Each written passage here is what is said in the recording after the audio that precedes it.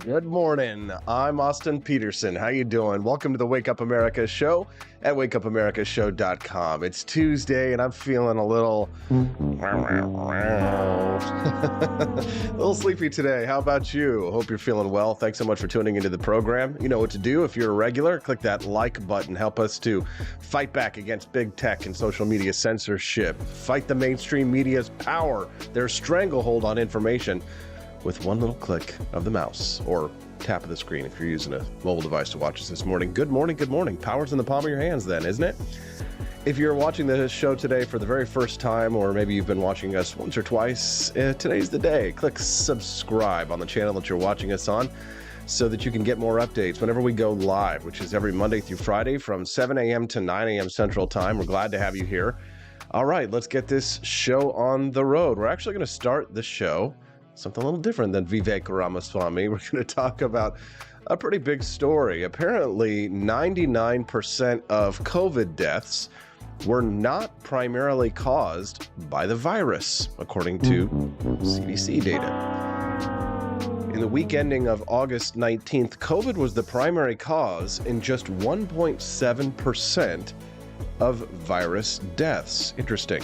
During the peak of the pandemic, 30% of virus deaths were listed as COVID as the primary cause. What the hell? We're going to talk about that this morning. You don't want to miss it. We're going to start the show with that, and then we'll move on. Good morning to Jennifer Halbine.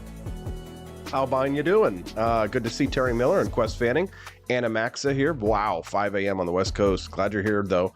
Good morning, Studio 314 and Caleb Vanderfelt. It's nice to see you all here, as well as the rare Camellia, who'll be on the show today at 8 a.m. And so once we get off the COVID deaths discussion, we'll switch it up. Joining me today, for the first time in quite a while, is Chris Spangle from We Are Libertarians. Spangle's going to join us today to talk about Vivek and his take on it. He watched the GOP debate, and he's got a lot to say about it. So I'm curious to get Spangle's take. Chris Spangle from Indiana will be joining us this morning at 8 a.m. Looking forward to having him on.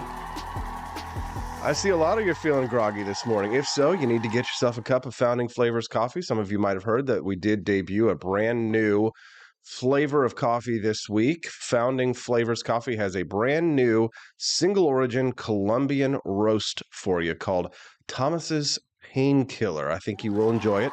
It's my new favorite. Absolutely delicious single origin coffee, and it's exclusively at apforlibertyshop.com. It's flying out the door, so get yours before it's gone. Absolutely delicious. All righty, let's get this show on the road. So did you see this video of climate change protesters getting run down by cops out at the Burning Man festival this last weekend? This was pretty wild. So videos showed police officers ramming a barricade of climate protesters who had set up ramparts to try and prevent traffic from going in or out of Burning Man. And the irony of all ironies is that this, of course, it's a bunch of liberal white people who are blocking this road. But the cops who ran them over aren't just like, your average white cops. These are tribal police. So it was actually Native American cops who were running down the climate protesters. There's a lot of good jokes in there. And I know we're not supposed to celebrate this kind of violence from the government against its own people. And I saw my buddy John Miltimore yesterday was kind of complaining about, he was grousing about it online. But you know what? I've really lost my patience with these kinds of people. So I don't know what the moral principle is here that we may be violating, because it is the government that's crushing protesters. But, shouldn't have been standing there. Anyways, we'll talk about that a little bit later. We'll play the video. And honestly, I'm curious your thoughts on that. Did you see that video? If you've already seen it and you have a thought on it, I'd love to hear your thoughts. Bitchmobile over on rumble.com this morning is saying the video was awesome and I love the irony. Yeah. The Onion Dip says I can watch it 100 times. So, okay, I'm not the only person who's delighting in watching our enemies being crushed, not just metaphorically, but physically. Oh no, this is going to totally get us demonetized, but because every video that we have on YouTube goes through a level of scrutiny where in order for me to turn on monetization, it has to be reviewed by a human because they don't trust me over there. So, and I'm sure they probably only watch the first 5 minutes. And so they're watching this first 5 minutes and they have declared that the Wake Up America show today, this episode, will not be monetized. So, what can you do? Well, I know what you can do. You can actually drop a super chat today to help us to beat the social media censors this morning. So if you are so inclined, maybe you're groggy enough to do something stupid and open up your wallet and drop $5 in the tip jar. That's not stupid, is it? I'm just kidding. All right. Dehikanen over on YouTube says, I'm starting the morning with vodka. I work nights. Wow. It's kind of awesome. How dare you? Says the Lord. Must be nice. Well, all right. So let's get to the news this morning. We've got a lot of great stuff. Camelia Peterson will join us at 8 o'clock. Missouri is leading the way in the rights of children. The legislation that was passed that outlawed the mutilation of the genitals of children in Missouri was upheld by a court. The first court challenge that was upheld, and it was in Missouri. God bless Missouri. Don't you just love it? We broadcast this show from Jefferson City, Missouri this morning. We are right here in the heart of Missouri, the heart of the United States. Look at that. My lovely wife, Stephanie Peterson, is joining us here this morning. Good morning, Steffi. All right, here we go. Let's talk about the news. This was a big story yesterday. 99% of COVID deaths not primarily caused by the virus, according to the CDC's own data. Nearly 99% of, quote, COVID deaths reported by the CDC each week are not primarily caused by the virus. So we'll talk about the implications of that in just a moment, but let's get through the data here. So the CDC dashboard shows that just 1.7% of the 324 COVID deaths that were registered in the week of August 19th had the coronavirus listed as the primary cause of death. So what that suggests is that just a handful of American lives are actually being lost directly to the virus each week. So for comparison, the virus was behind 1 in 3 COVID deaths at America's pandemic peak in 2021. So the primary or underlying cause of death is defined as the disease, situation, or event that initiated the chain of events directly resulting in death. So let me slow down and repeat this because even, explain it like we're 5, right? Like that's how I like to have things explained to me. So the primary or underlying cause of death is defined as the disease, situation, or event that initiated the chain of events directly resulting in death, okay? So for example, COVID could be listed as a secondary cause of death when the virus puts too much stress on a person with a pre-existing heart condition. So the primary cause of death would be listed as heart disease, with COVID listed as a contributing cause. Does that make sense? So if you already had a medical condition, say diabetes or heart disease or cancer, and you caught COVID and died, you would not be considered to have died because of COVID. You would be considered to be a death attributable to heart disease or cancer or diabetes, right? So the percentage of COVID deaths in the week ending of August 19th represents a slight increase from the previous week, and there has been an upward trend numbers. Still, it is a drastic decline from the peak of the pandemic when 30% of deaths listed COVID as the primary cause. Wow, it's exciting to see so many people here joining us so early.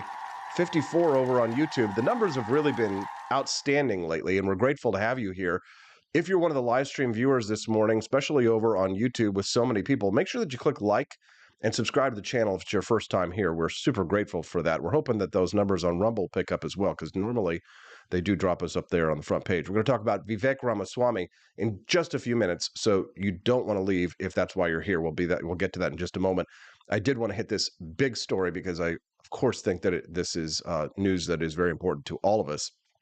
So the CDC has not reported what the primary cause of death was in cases where COVID was the secondary factor, right? So separate data from the agency shows thus far in August, the largest cause of death in the U.S. has been cancer, followed by diseases of the heart, which is what you would expect. So more than 24 states have experienced just 1 to 9 deaths due to COVID in the week ending on August 19th. So it has been this uptick in cases, and we're talking about a very, very slight uptick. We're talking about somewhere between 1 to 9 people dying from COVID-19.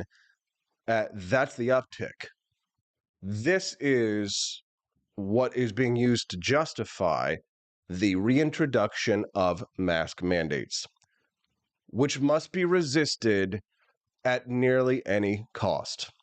And when I say nearly any cost, I mean, like, don't get yourself killed over it.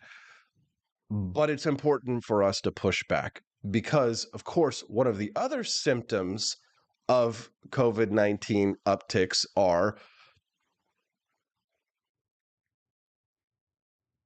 stolen elections. What? Who said that? What? Not me. This show is not getting monetized today.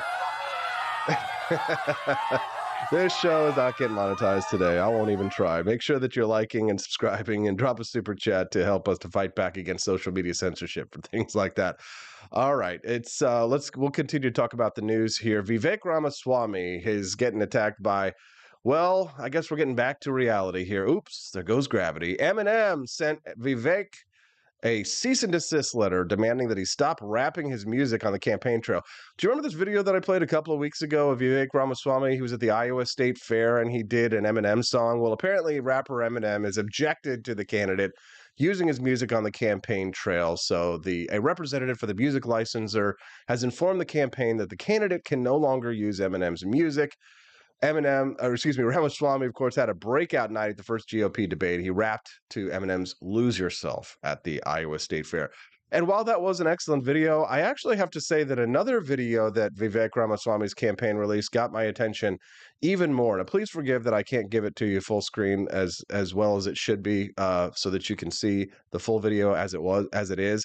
But because it's on Facebook for some reason and not on their YouTube page, it's going to be a little bit like degraded in quality. Thank you to Studio 314 for that super chat. We appreciate that.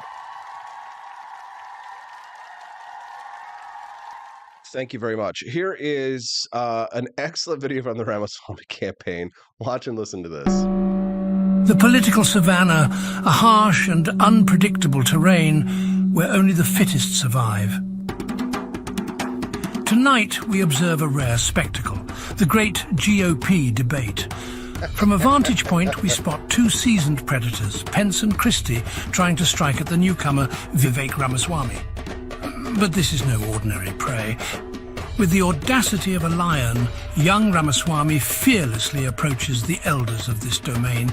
Each step is not merely to exist, but to leave an impression. It's a bold strategy, an attempt to establish dominance early on.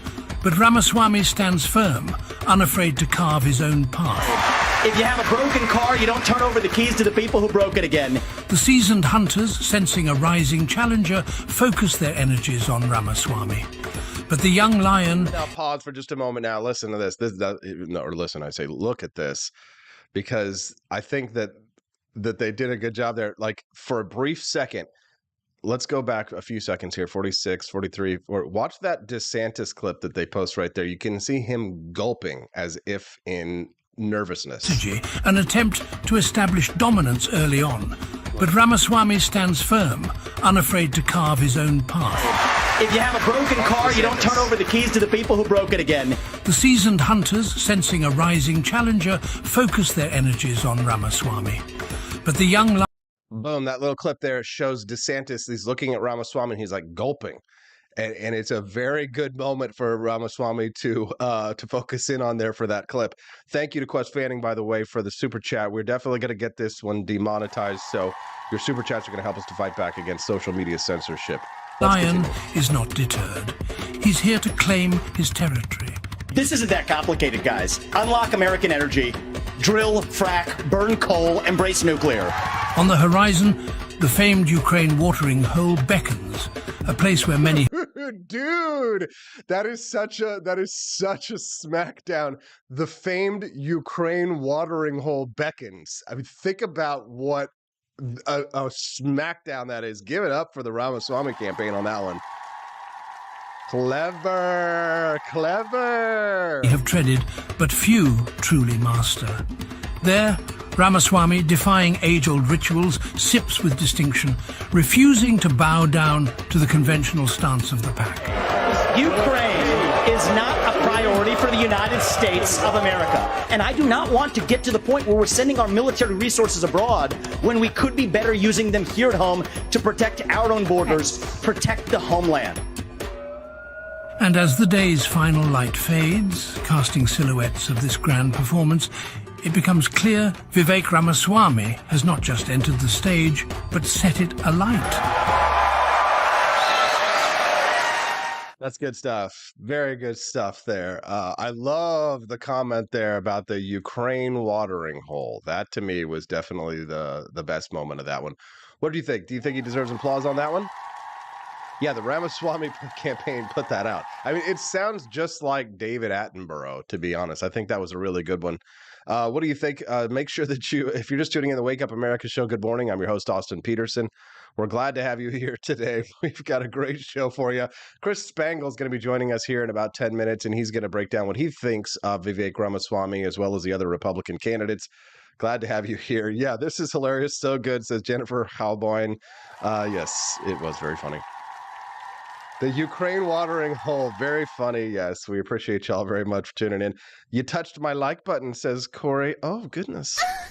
Thank you, Corey. We appreciate that and appreciate the super chats this morning because we are going to get this stream demonetized, which means we could use a little bit of extra help in the tip jar. Thank you very much for that. Keeps us rocking and rolling. We are rocking and rolling. All right, so let's talk about the news here. So Vivek has been getting attacked because he's on the rise. He's getting a lot of attacks from not just the right, but also the left, saying that he's got a racist con game. I'm seeing a story from The Nation this morning titled "The Limits of Vivek Ramaswamy's Racist Con Game." While the emerging GOP star benefits from the right's version of affirmative action, and that's an interesting way of saying that, his ugly response to the Jacksonville shootings shows the cost and constraints of his strategy. And we'll get to that in just a moment because the left is attacking Vivek for coming after Ayanna Pressley, calling her the face of the modern KKK, which I played that clip yesterday. It was so good. I mean, so good. Oh, God, it was so good. And I've got actually another video of him appearing on that disgraced CNN host who had to step down. What's his name? He was like the brother of Cuomo. Rivers Cuomo, was it? No, not Rivers Cuomo. My name is Jonas. I'm carrying the way. Anyways, if you want to destroy my sweater, you can just turn and walk away. All right. Say it ain't so. Vivek Ramaswamy went on an interview with, what is it? Not Andrew Cuomo. What? Chris Cuomo? Chris Cuomo's show. And answered those same questions related to race. And we'll get to that in just a moment. But I think what's really interesting here, we should go through it, and I won't have enough time to get through all of it. John Rail touched it as well. Thank you, John. We appreciate you very much. Thanks for the super chat.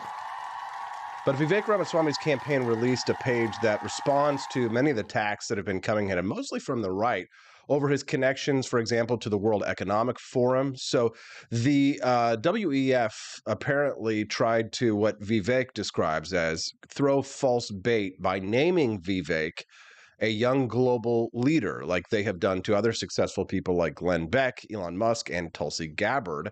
But Vivek actually explicitly rejected their ridiculous award, and the WEF refused to remove his name from the list despite his demands.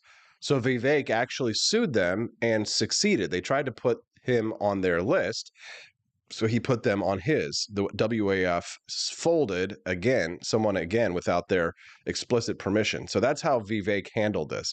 So apparently, and this happens a lot of time with these major institutions where they'll do this. A lot of institutions give awards not because they think that the person has merit, but because they're trying to get them to join their organization. Right? Like that's happened before to a lot of friends that I know where you've won an award, but it's not really an award. Sometimes you get things that, have you ever gotten in the mail? Oh, you've won an award. It's fragile, right? And it comes in the mail and it's like one of those lamps with the legs and the fishnet hose on it. No, not exactly, but it's a major award. But what'll happen is these institutions will do this. They'll like give out awards like this as a way to get that person hopefully to join the institution, right? And to accept the award and then, get pulled into the Borg, if you will. And so that's when people bring up the WEF connections, there you go. That's what it is. That's a really good explanation.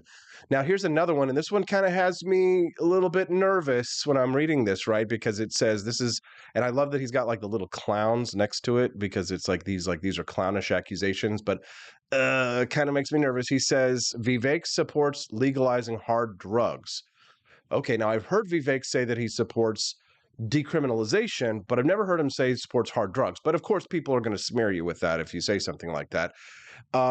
Here's the truth. 44 veterans die by suicide every day, he says. That's why Vivek supports decriminalizing ayahuasca, ketamine, and psilocybin therapies for veterans who suffer from PTSD to prevent the epidemic of fentanyl and suicide. So love it, actually. He says that it's outrageous that thousands of veterans are taking their lives, and we are denying them the possibility of even trying alternative treatments that could potentially save their lives. That sort of paternalism is despicable and un-American. You know what, Vivek? I appreciate it. You're not with us, libertarians, on this 100%, but you're with us like 25% where everybody else is with us 0%, so I give you 2 rounds of applause. And honestly, I think he's done a terrific job on this one. Unfortunately, it looks as if I'm not going to have the chance to do the rest of this list now. I'll have to do it later. Chris Spangle is coming up from We Are Libertarians, and he's got a different take on Vivek than I do. He's a little more skeptical than I am. Let's hear what he has to say when we get back on the Wake Up America Show at wakeupAmericaShow.com. Don't you dare find me. And I approve this message. Believe me, Austin Peterson is the best. He's got the greatest Wake Up America show I've ever seen. Whenever I tune in the mornings and watch the live stream, let me tell you, he has got the absolute best content. I love his guests. It's just a total blast to watch, and I highly endorse and recommend the Wake Up America show. It's terrific, believe me. Hello, my name is Kelvin. Welcome to Fringy Bush. This is my Didi's website. Now I've decided to speak to you with my real voice for the first time ever to tell you about how cool Fringy Bush is. But I've decided that this is the perfect opportunity to share with you. Fringy Bush is a good website. You should follow us on socials. If you like Frenchies or any kind of bulldogs, me and my new brother George are going to try to make your life more fun. Hello, I'm George. My neck isn't really thick yet, but it will be. We are so glad you're here. Please ignore my floating eyeball. It helps me spot predators who might be approaching from the sides. Didi made Fringy Bush to review things that he uses on me and my brother to tell you if it's good or bullshit. Take this collar, for example. Didi really likes it. Didi said it's really handy because us Frenchies got thick necks. Need something really tough. People think Frenchies are little, but if you look at us from below, you can see we are really pretty buff. Beef cake, yes. Look at my creamy thighs and chest. Yes, you like that? Big brother, please focus. Frenchie Bush. Please follow us for more great content and read the Frenchie Bush blog for more fun and cool stuff.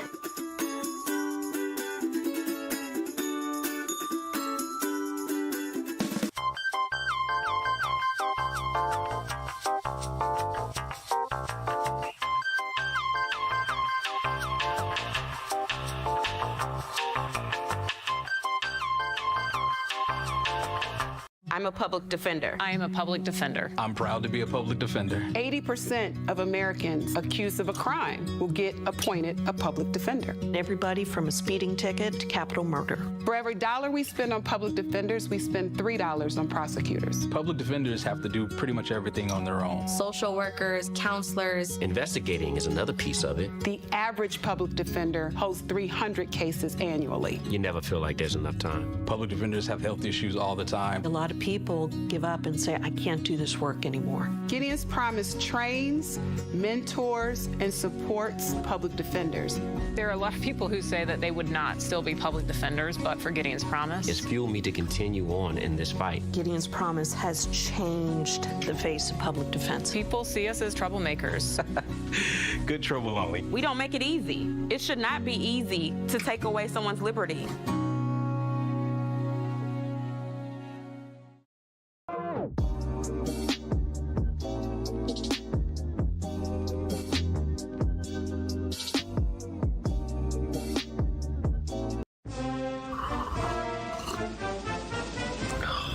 Tired of spending your hard-earned money on woke corporations that don't share your pro-freedom values? Fed up with sipping liberal lattes and progressive cappuccinos? Introducing Founding Flavors from AP for Liberty Shop. Get your day started with Washington's Revolutionary Roast. As robust and principled as the man himself, this blend is the shot of energy heard round the world. Or maybe you want to taste the fervor of freedom with Adams's Patriotic Perk. It's as dynamic and balanced as the U.S. Constitution, sure to awaken your spirit of liberty. For the aficionados, we've got the Jeffersonian Java, a complex mix of flavors that speaks volumes about your refined tastes. And don't forget Betsy's Liberty Lullaby, our decaf option. Crafted with the same care and dedication Betsy Ross put into our Star-Spangled Banner. This blend lets you enjoy the taste of freedom anytime without losing sleep. No woke beans here, folks. Just pure, patriotic, pro-freedom flavors brewed with love for liberty. So why compromise your principles for a cup of coffee? Stand up for your values, perk up your patriotism, and start your day the American way. Get your founding flavors at apforlibertyshop.com.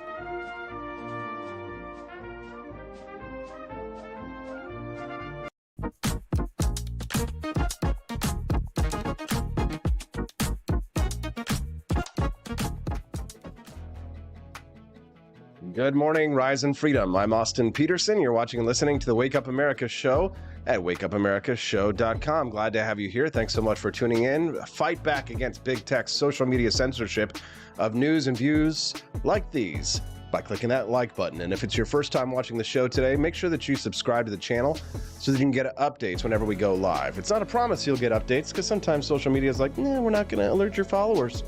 So what can you do? Well, just remember, every Monday through Friday, the Wake Up America show streams live from 7 a.m. to 9 a.m. Central Time. So set an appointment on your calendar, come back and join us 5 days a week. It's a great way to stay updated on all the world events that you can use. These days, I have really been smitten with Vivek. Cupid's arrow has found its way to my heart for a young Indian man running for president of the United States. I don't know. He gives me really strong AP for Liberty vibes, or AP for LP 2016 vibes, but not everybody is so smitten with Vivek Ramaswamy. As a matter of fact, a lot of people who share my same philosophy and ideology are a little bit more skeptical of him. So I need somebody to come in here and slap me around a little bit and shake some sense into me. That's why I brought my friend Chris Spangle from the Chris Spangle Show on with me right now. Good morning, Chris. How you doing, brother?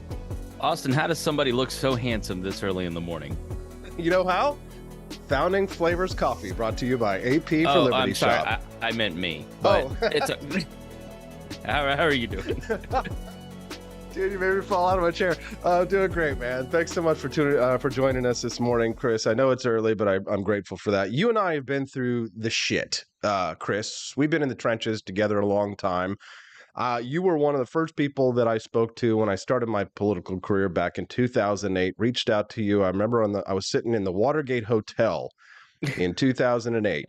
That horrible office at the LP. But to me, it was incredible. I was in my mid-20s, and it was my first political job, and I had health insurance, and to me, it was just a dream come true. But I remember speaking to you back in the day about what we could do to help make liberty win. And here we are now in 2023, about 15 years later, and plan didn't work out quite as we planned.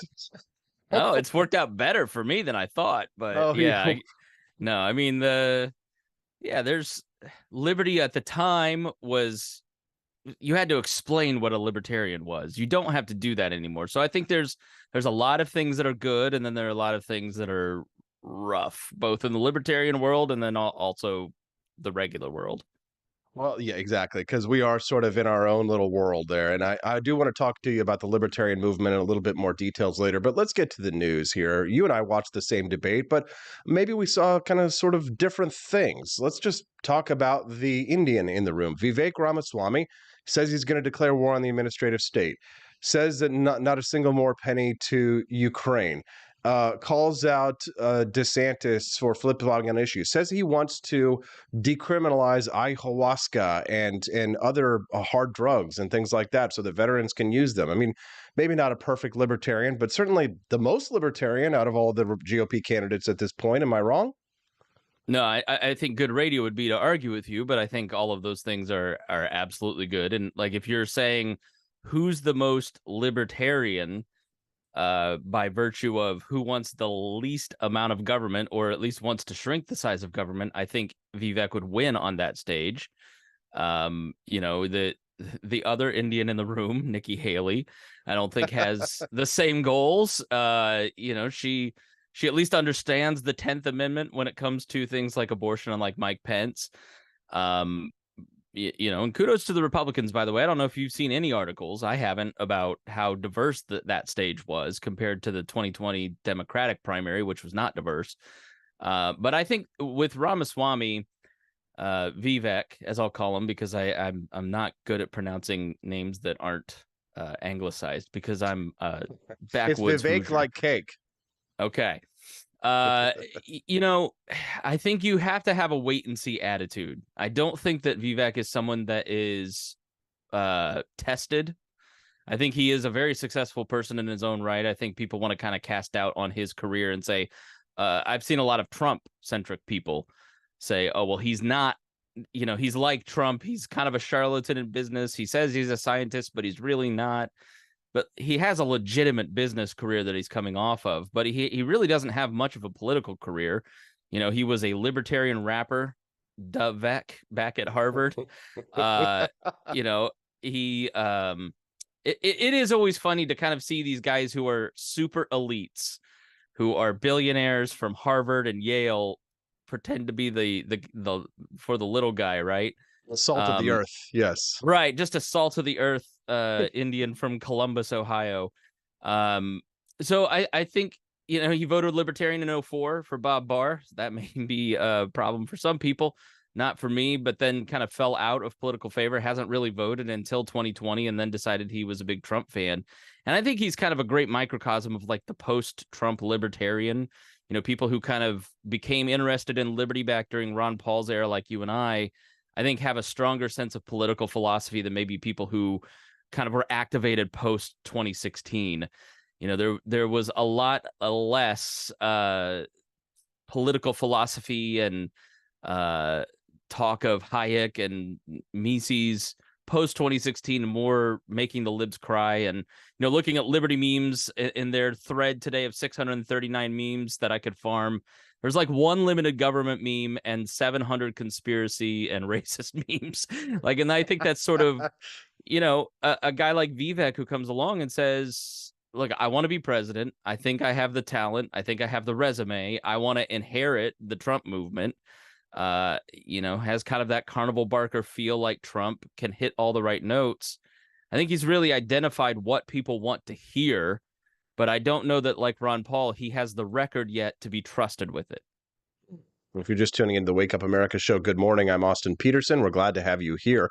Make sure that you click like on the channel. Help us fight back against big tech censorship of shows like these. And subscribe to the channel if it's your first time watching us here this morning. We're glad to have a nice audience size here with us between Rumble and YouTube, Apple TV, Fire TV, and Roku. We hope you'll come back and join us again another morning as well. I'm speaking to Chris Spangle of the Chris Spangle Show. He and I go way back in the Liberty movement, and he's got his own show and podcast as well. Chris, you say that you watched the debate 3 times, and you sent me a little pukey face next to that. You say, in a lot of ways, this was an actual policy debate after the first 30 minutes, but the antics in the beginning shaded the whole thing. What do you mean? Yeah, so I went in blind, but I haven't followed any of the presidential politics at all. I didn't really know a lot about Vivek. How do you say it? Vivek like cake. Vivek. Okay, excuse me. My 2-hour podcast about the debate, I got it completely wrong.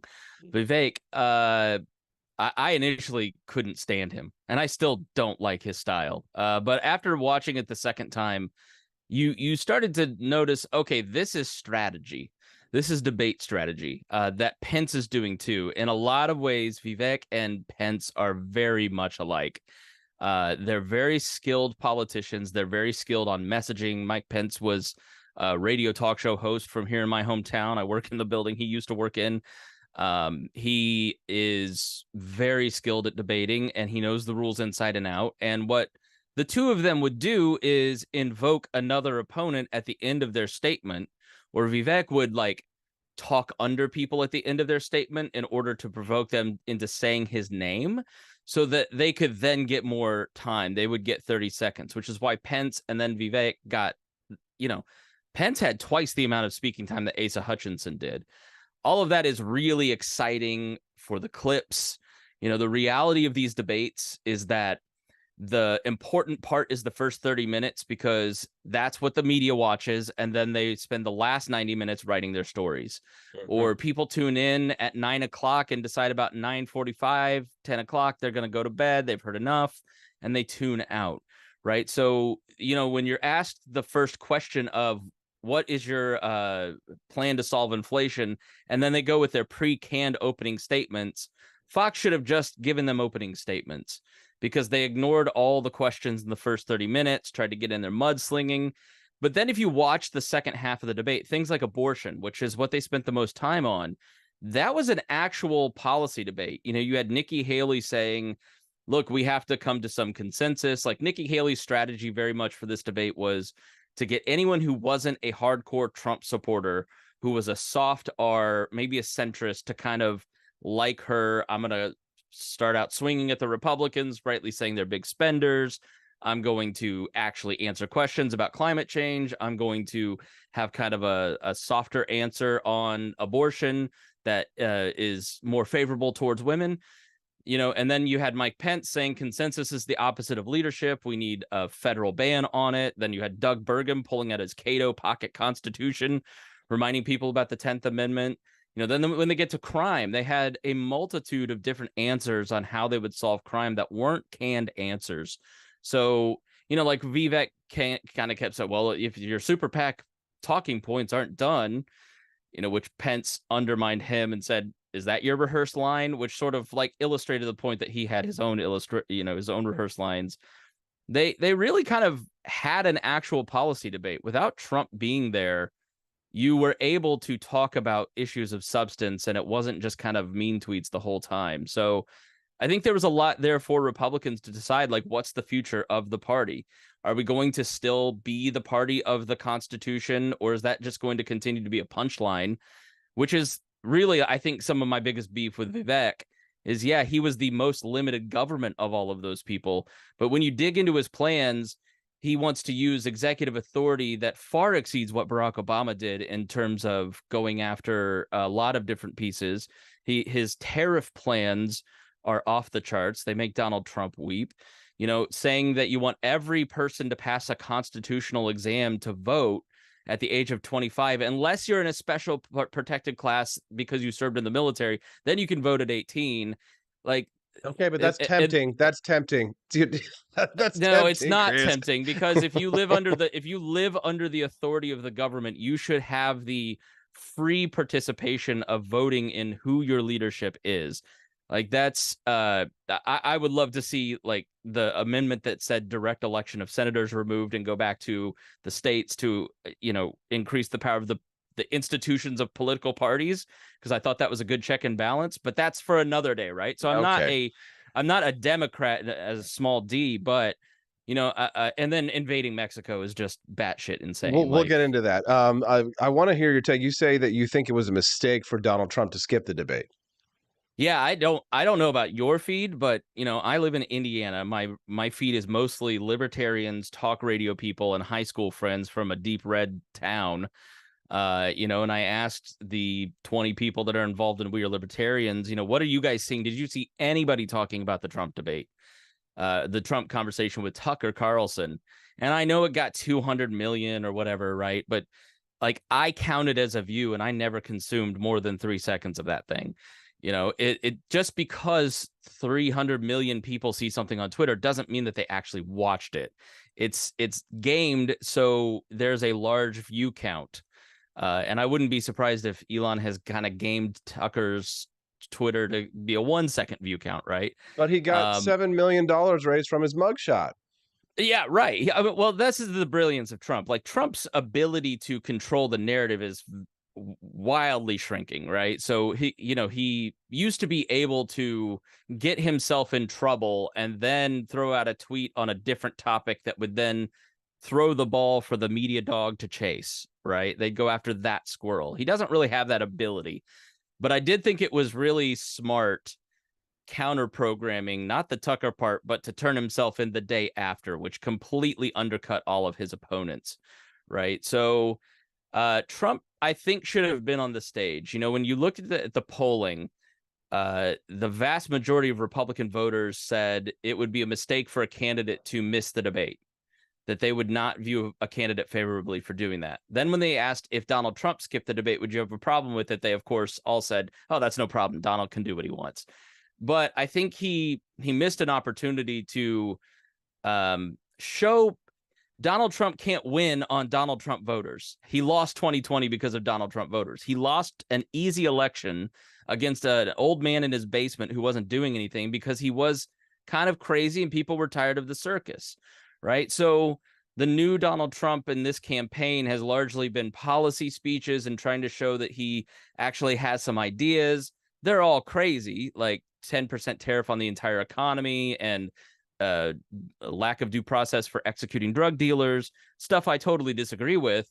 But if you want to win that other 70,000, 100,000 people in states that you need to actually beat Joe Biden again, you're going to have to show that you have some vision beyond I'm the victim here, right? Like, because fundamentally at the end of the day, the right in its totality has been raised on being a victim is bad, right? You and I, Al Sharpton's horrible because he's just a perpetual victim and professional victim. So it's interesting to see them all kind of fall for that with Trump. But I think Trump, if he wants to actually beat Joe Biden, he can't just count on how bad Joe Biden is. He's got to actually show some mettle. And I don't think I never saw anybody talking about Trump's stuff with Tucker. They love him because he's funny. And that's sort of my thing with Vivek. If you're Trump, but 30 years younger, like, why are you running? What's the point of you running? We've already got a Trump and he's way funnier. He's at least entertaining. Right? Well, some people think he's going either for VP or maybe some kind of like cabinet role, in which case he's probably doing a good job at that. But let me just reset real quick. If you're just tuning into the Wake Up America show, good morning. I'm your host, Austin Peterson. Glad to have you here. Appreciate you tuning in live, getting up bright and early with us today. I'm speaking to Chris Spangle. He is the host of the Chris Spangle Show. He's joining us live right now to give his view on the GOP debate from last week. The last point here that I think is really interesting from you on this one is that now he's surging and that this is DeSantis's time. I don't see it, Chris. Do you? I have to remember about this stuff, right? In 2000 vision and values. And I remember saying to my radio host partner, Abdul, this guy's going to be the next big thing. And oh my gosh, libertarians to a lesser extent, but conservatives especially, have this fatal flaw of wanting, because they're not popular, And because they're not generally liked by, some people revel in that, but for a lot of people, that is a psychic wound. And so if Chuck Norris says nice things about us, we're going to, put him on every stage possible, right? He's going to be the next big thing. Oh my gosh, Kyle Rittenhouse. That's what COVID in 2020 is not even in their top 10 of concerns. If you were to talk to most people, they want to move on and they want to forget. And I know that our very online, myself, you listeners, right? We don't live in that world, right? But people kind of don't want to remember that. And that's kind of the best thing about DeSantis is that he stood up to the big complex, whereas Donald Trump handed the government over to Fauci. He's got credibility in a way that like a Vivek or even Trump don't have, and that he's been effective as governor in Florida, whether you agree with those policies or not. There's a lot about what he's done that I don't disagree, because we can trust him. The perfect tee up. Fox News clearly wanted him to win the debate. Here's Oliver Anthony, and here's a reel about how bad the economy is. And what do you think, Ron DeSantis? And then he just like meanders through his talking points instead of like connecting and feeling your pain. And, I understand how hard it is. I'm a dad of 2 or 3. My wife's got cancer and we're feeling this. The problem with Ron DeSantis is he's kind of not a person. If the day after he rebooted his campaign, he's at some Iowa thing with a beer and he's like, being all weird. And it was like a very Elizabeth Warren type moment with the beer, right? He's not a good personal politician like Bill Clinton or Barack Obama or even Trump. I think Trump connects with people. I think everything else about him is pretty much awful, but I think that's DeSantis's biggest problem. But think about your conservative aunt who like smokes Pall Malls, who like, lives in, I won't say, I'm not saying this derogatively, but lives at the trailer park and loves it, right? Has a really nice trailer, and she, maybe she has a pet gecko in an aquarium or something, and she looks at Donald Trump and is like, that is a man. Like, you know what I mean? Right. It's kind of like the people who like Vladimir Putin when he's on like riding on the back of the horse shirtless. They're just there's like there's a demographic of people that like that kind of like resonates with, that like older kind of like beefy, caked up strong man who get sort of makes him excited. Like you want to have a beer and a Pall Mall with, right, at the bar. Like Trump is the kind of, and say he's hard. Yes, exactly. Exactly. Well, we've only got a few more minutes left with you, Chris. So I could probably monopolize your entire time this morning if I wanted to, because I know that you're a good guy and you're very generous with your time, but I want to be kind to you. So do me a favor here and fill me in of this party.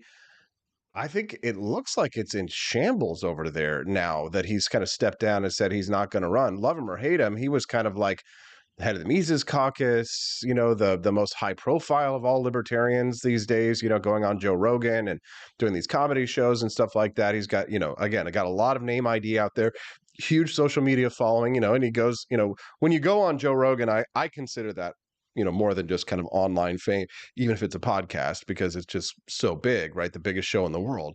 So what is the LP going to do? I mean, when I look at the candidates they have right now, I mean, there's a couple of people that I know that are friends of mine that I like, but it just seems. I was a reporter and I saw, I was a Republican and I worked for a talk radio station and I knew Democrats were bad, right? And I'd go to all these meetings and cover meetings. Both sides kind of suck and the media's in on it. And then, in 2008, I'm at the Indiana Republican Convention and 300 and you just go, all right, well, these guys aren't going to let you change it. And so, and I see going after him. I get why they think that because of the behavior of the Republican Party. And so I joined the Libertarian Party because I believed mostly in a third party. I wasn't I was libertarianish, but I didn't fully understand the libertarian philosophy. And I have over time and believe that it is the best way to peace and prosperity and bringing people together under harmonious circumstances and putting food on your table and keeping you from invading Mexico because you're afraid, right? But the party is the best social club I've ever been a part of.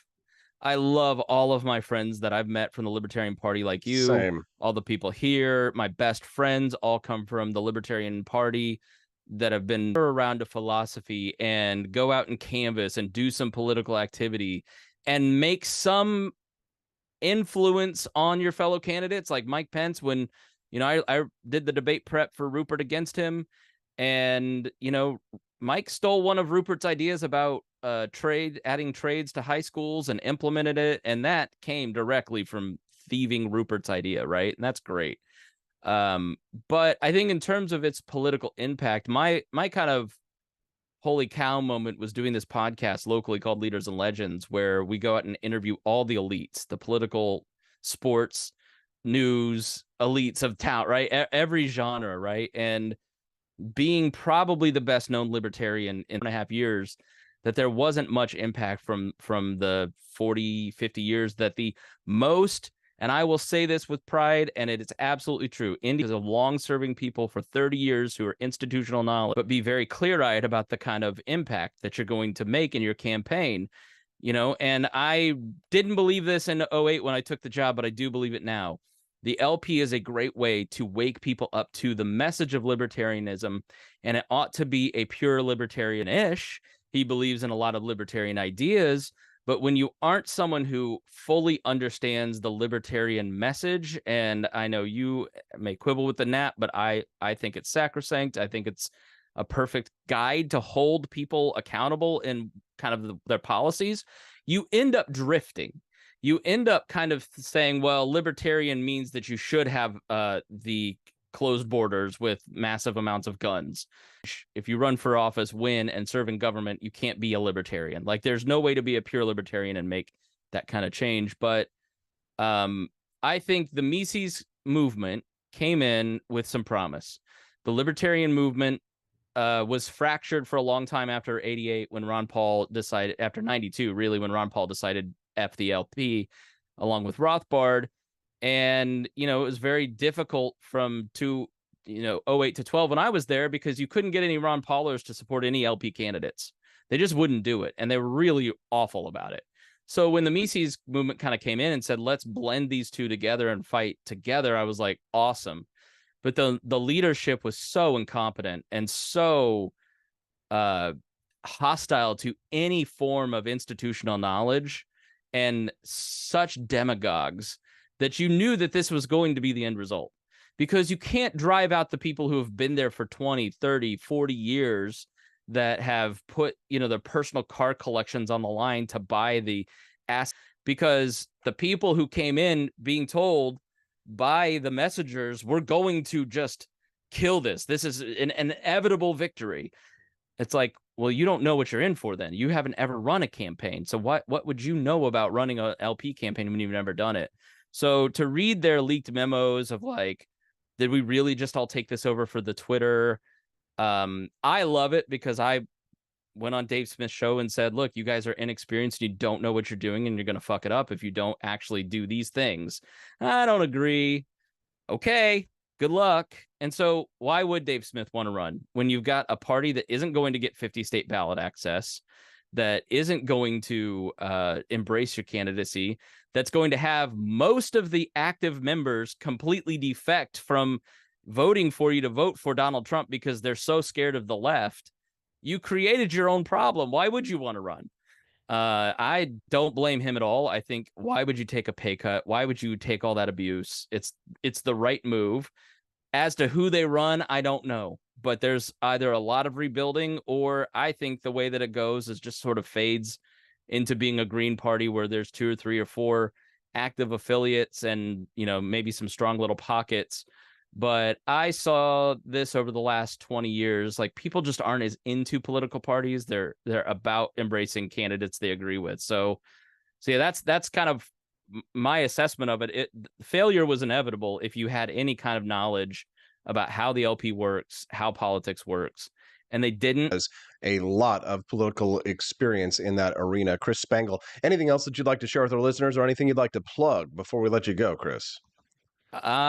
So yeah, check out the Chris Spangle Show. You can find all the We Are Libertarians podcasts, including our great friend Brian Nichols, who is a big Vivek fan, and just did an episode on it. So check that out. And yeah, I'll have a big opportunity on television coming soon. So stay tuned. Follow me on social media and you can find that out. Oh boy, we're excited about that, Chris. We'll keep an eye on it and let us know when that happens and drops. We'll have you back on the show so you can promote it. All right, great. Thank you. Thanks a lot, Chris. Have a good one. Thank you very much. What do you think of Chris Spangle? Send us a text at 573-319-1586. We'd love to hear your thoughts. All right. Well, I'm running a little bit late, but I got to go get Camelia Peterson, get her take. Missouri is the first state to fight the mutilation of the genitals of children in court and win. Go, Mo. Go, Mo. We'll be right back with Mo. Wake Up America's show. Don't go.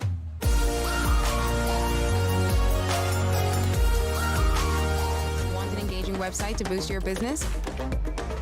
You're just a click away from 5-star Fiverr talent. Hundreds of freelancer skills like web design. Head to Fiverr.com today and get something started.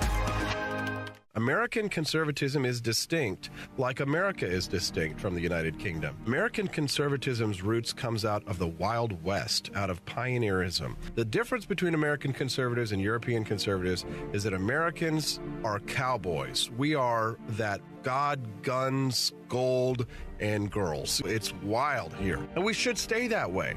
We shouldn't allow a European version of conservatism to come and infect us here. We like it wide open spaces here, deep in the heart of Texas and all that.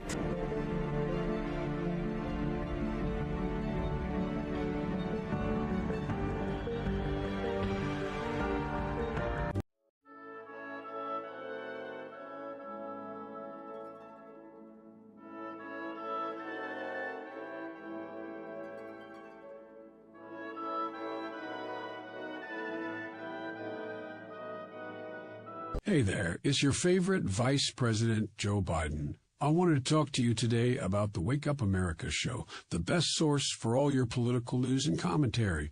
But before I get started, let me just make sure I have all my notes in order. Okay, where was I? All right. The Wake Up America show. It's important that we all stay engaged and knowledgeable about what's going on in our country and the thing, but hold on, where was I going with all this? Oh, yeah. The Wake Up America show. It's a fantastic resource. And if you really want to make a difference, man, you can sign up to be a monthly donor at wakeupAmericaShow.com/support. Now, where was I? Oh, that's right, the Wake Up America show. So if you want to stay woke and support a great cause, head on over to wakeupAmericaShow.com/support and sign up to be a monthly donor today. And if you're feeling generous, you can even give a donation in my name. Thanks for listening, and keep on keeping on, America. Come on, man.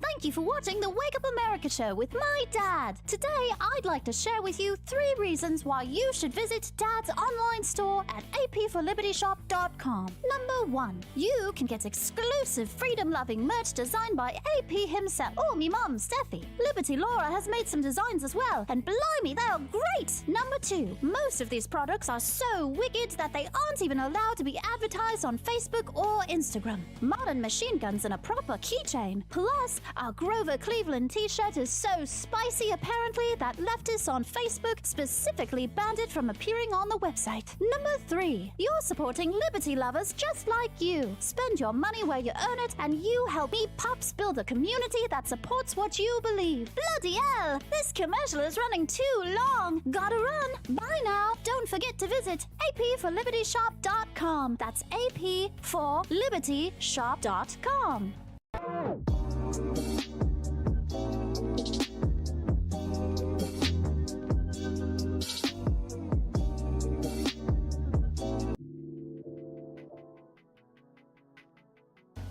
Good morning, Rise and Freedom. I'm Austin Peterson. You're watching and listening to the Wake Up America show at wakeupAmericaShow.com. Hopefully Spangle didn't bring you down too much, I know. But it's good to have somebody to give you a good, cold, hard reality check. You know what I mean? But How dare you? sometimes it is a little depressing. I don't know. So maybe it's time for us to cheer you up. How about a lovely flower in your life? Good morning to the very rare Camellia Peterson, joining us from the great state of Iowa. What the hell? What you doing up there, Camellia? Iowa. I think Iowa is becoming my second home. I guess it's primary season, so Iowa is where everything's happening right now, hey? Yes, but you never know what's going to happen when you're out knocking doors. There's always lots of stories to be had. And yesterday I got propositioned. Oh, what for? How much? How much do they offer you? There was no offering, just for free? They wanted it for free? I don't think so. Wanted to take me to the boat club for the weekend. Dang, girl. Well, at least you still got it. Well, yeah, we won't talk about the fact that he was over 80 years old, but okay. Sugar daddy. Oh, yeah. In the chat, let us know if you think Camellia should take the sugar daddy up on his offer. Oh, boy, Camellia, that must have gotten you really excited for the day. So let's talk about the news. I think people don't want to hear about our sex lives. So maybe they do. Camellia, apparently Vivek Ramaswamy is canceled here in the state of Missouri. What happened? Yeah, so apparently he was supposed to have had a fundraiser at a Webster Groves restaurant, which is near St. Louis, called Olive and Oak. And pretty high end, it was supposed to be an evening with Vivek Ramaswamy, the cocktail hour private dinner for the low sum of $3,300. Anyway, but they just put out on social media here yesterday, I think maybe, that they would not be hosting that for him. So, and I think they put this out on Instagram, and it said, recently came to light that a contract for a private event would be a fundraiser here for a political candidate. It says, our team did not fund, donate, or support this event, and it has since been canceled by our accord. It's essential to ensure that the events we host reflect a balance of viewpoints that contributes positively to the ideals within our company and community. Just say you hate Republicans and you think that we're all Nazis and racists and bigots and homophobes and misogynists and whatever, word vomit the left is pushing out these days. So they canceled Vivek Ramaswamy from some fancy restaurant in St. Louis because he's a Republican. Yeah, I didn't even know he was coming to the area. See, we could have gone. You got an extra $300 laying around. And I'm laughing. Yeah, exactly. I'm laughing because Epan Thampi, our Missouri Indian activist friend, sent me a message yesterday, and then he tweeted. He says, "How are you going to cancel the brown man and then still serve curry at your restaurant?" Right, exactly. Very funny stuff. Well, that's sad. I would have liked to try to see Vivek Ramaswamy. I did reach out to his campaign a couple of days ago to try and get him on the show. We'll see what happens. But I've basically done a blanketing of all the presidential candidates to offer them and extend an invitation to all of them to have them on. Hell, I'd even have on Cornel West or RFK or things like that. But we do have to have probably a few more listeners to get some of the bigger ones. We'll see. Camellia, I brought you on here today because I saw some more good news out of Missouri, which is that apparently there was a court challenge to the law that was passed that prevented the genital mutilation surgery on children. And Missouri is the first state to win this court challenge. What's the story? Right. So we passed a law that was banning genital mutilation, as well as the cross-sex hormones, puberty blockers for minors in Missouri. So, of course, there was a lawsuit wanting the judge to issue an injunction. And as of, I think, Friday, Judge Stephen Omer ruled against that and said against an injunction that would block the enforcement because I believe it was supposed to take effect the August 28th.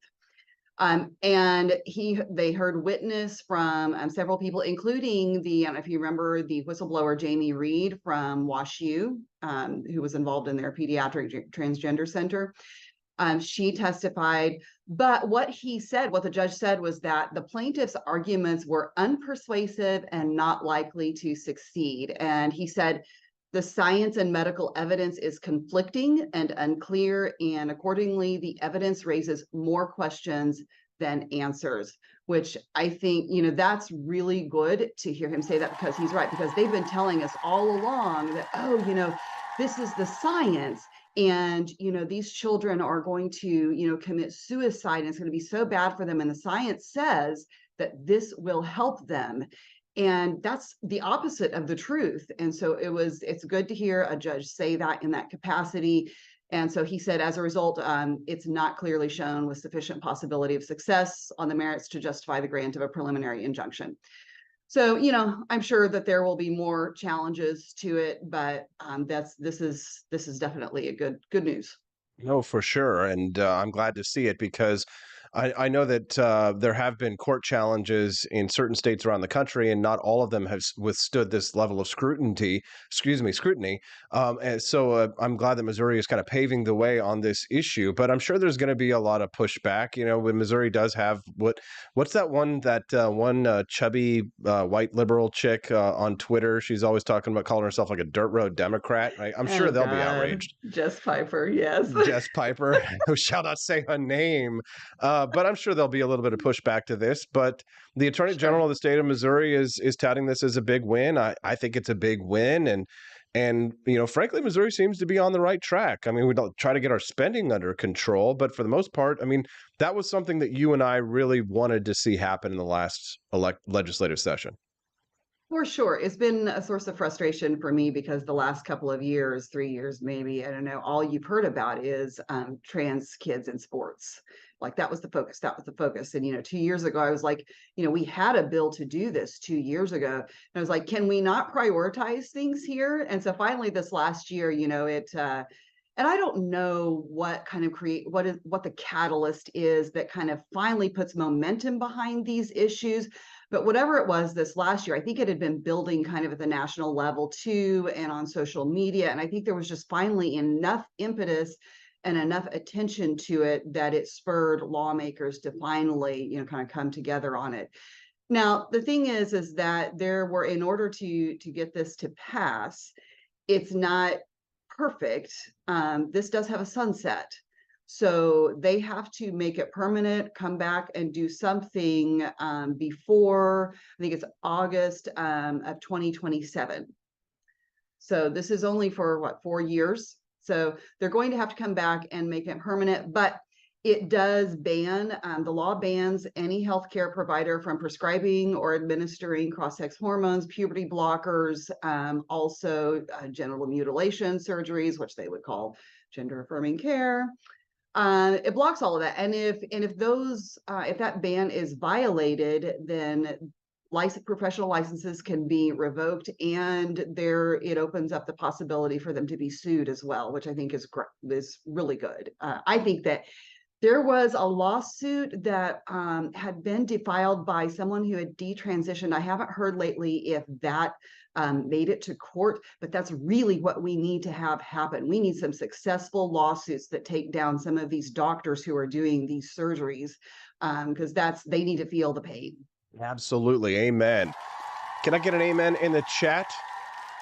Drop a like as well if you haven't already. Good morning. If you're just tuning into the Wake Up America show, glad to have you here. I'm your host, Austin Peterson.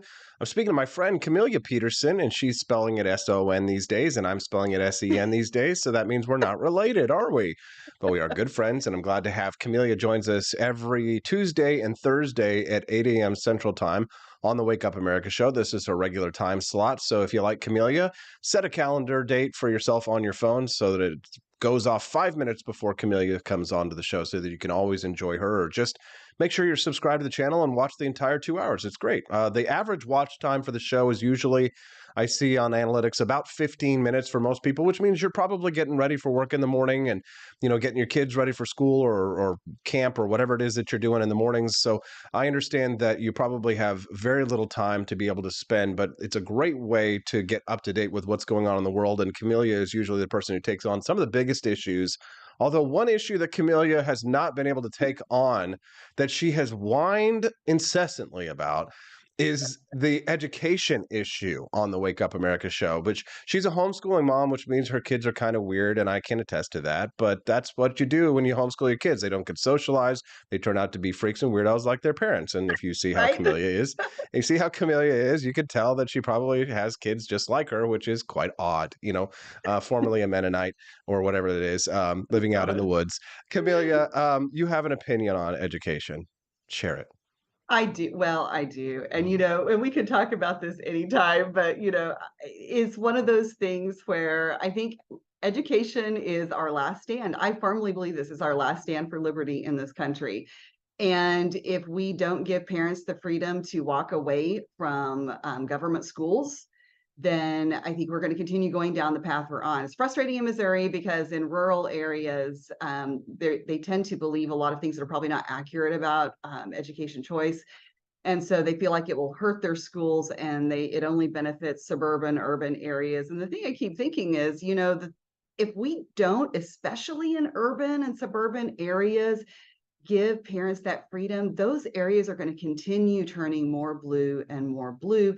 And you will get children being indoctrinated about these very issues that we're talking about as far as, am I transgender? I'm a tom girl or I'm a tomboy, so all of a sudden, no, I must just be a boy just because, I'm not a girly girl. And I just kind of going back to what we were talking about with the transgender surgeries and things like that. One of the things that's come out, and we've talked about this before, with the influence of this issue on social media, is how the number of girls who have said that they are, transgender has skyrocketed. It's incredible. And just overall, from 2016 to 2019, this is not limited to minors. This is everybody, all ages.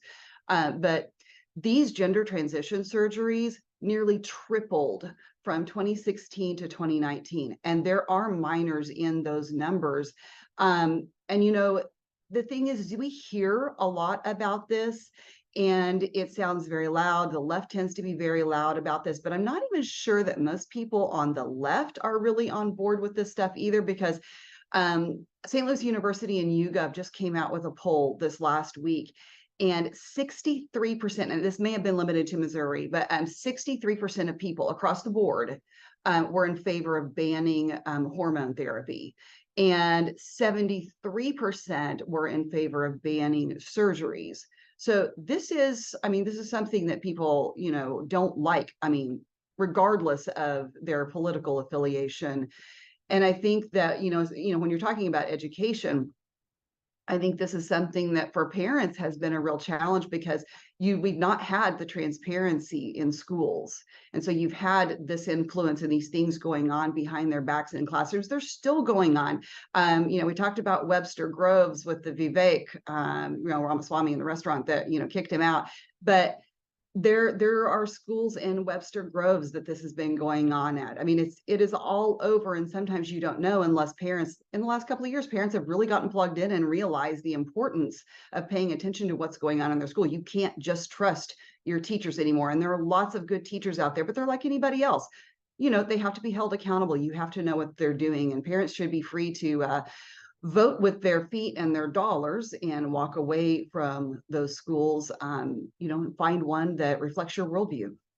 Christopher Ferguson over in the YouTube chat makes a good point. He says, I support choice, but if we abandon public schools, we will lose more ground in this large institution. We've almost handed it over to the left. How would you respond to that, CJ?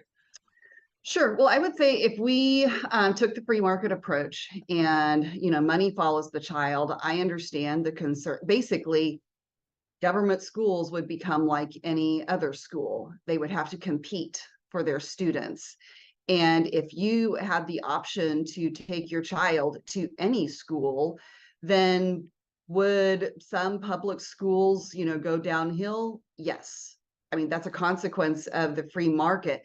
And the thing is parents have taken this approach of staying in and fighting for those schools for a long time, and it's not working. I think that history has shown that approach has not working. And I know some people feel like you can do that, but the thing is, it's like, if to fight that, you're leaving your kids in there to be the good influence? I mean, that's a high expectation on our children in a very informative years of their lives, and I don't think that we Well, can what do you expect them that to of do? them. Run for the school board and have to be like involved with the school themselves? Sure. Well, I mean, and even parents can do that, but people are like, oh, parents need to show up at school board meetings and they need to like make their voices heard and rant and rave. And the problem is we have seen them do that, but it has the opposite effect where then they start to get shut down and kicked out. There has to be an in-between approach. But I think that what a lot of parents have learned over, because I have watched several attempts to take over school boards in the St. Louis County and St. Louis area, and some have been more successful than others. But a lot of times they've faced the reality of what it takes to actually run a campaign, just like you would have to for whether you're running for state house or state senate. You have to do the same thing, and you have to get out and you have to knock doors. You have to be organized, and you have to vet your candidates. You have to have good candidates, because they've run into the fact where they've got people that all of a sudden have skeletons in their closet, or maybe they're just not a great candidate. And you're also up against the teachers, the unions. So it's an uphill battle. I still think that parents should continue to do it. I think that the last couple of years have had a lot of lessons in what to do and how to do that effectively. So yeah, schools have become very central to communities, and I get that, and there's nothing wrong with that. But there is nothing that is going to spur a school to be better like the threat of losing their students and losing their livelihood. And it's not going to be perfect. I'm okay with that. It's far from perfect right now. It can be better. Makes perfect sense. Camelia, is there anything else that you'd like to share with our listeners before we let you go today?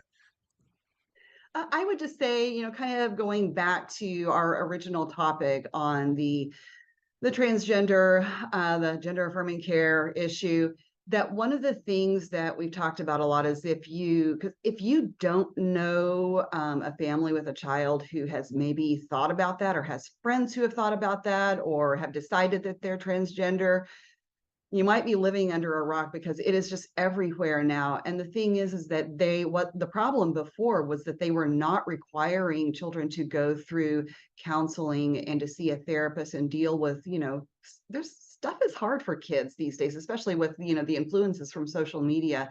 And I think one of the biggest challenges for parents is, if you decide your kid needs a therapist, how to choose that's scary and it's risky.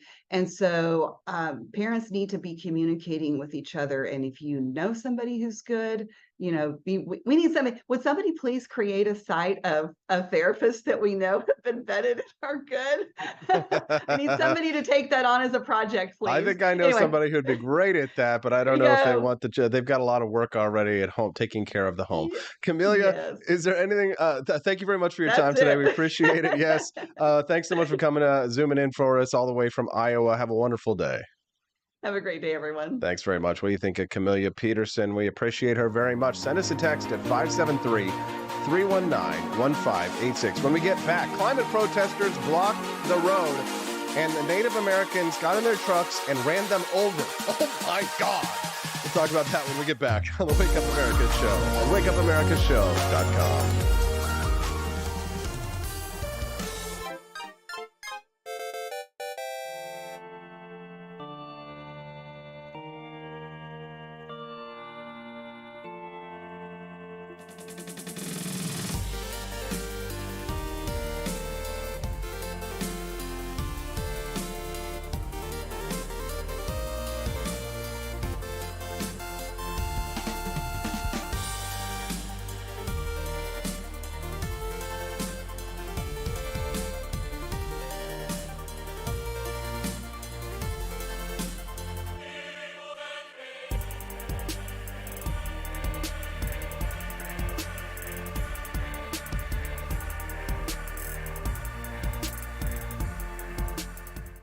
It was 1946. A battle was fought, not overseas, but right here on American soil. The Battle of Athens. An intense struggle against election fraud and for the rights promised by our founding fathers. Driven by the Second Amendment, ordinary citizens stood tall and fought back. Help us expose this momentous battle of integrity and bravery. Your support can make a difference. Visit givesendgo.com/bleedamerican and pledge your support, because we believe in the power of truth, the strength of unity, and the spirit of we the people. Let us not forget, we bleed American.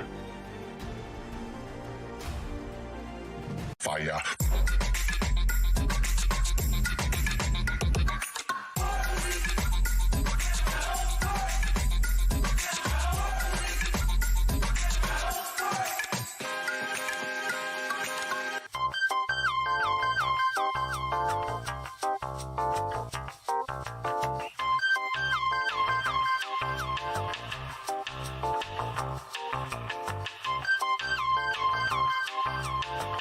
Hello, this is Barack Obama, and let me tell you why Austin Peterson stinks, and you should never pay attention to anything that he has to say.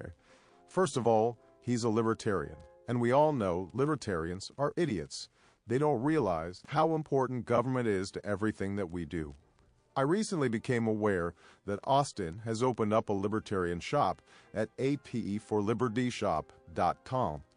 Now, I'm asking you as a personal favor to me that you never ever visit apeforlibertyshop.com.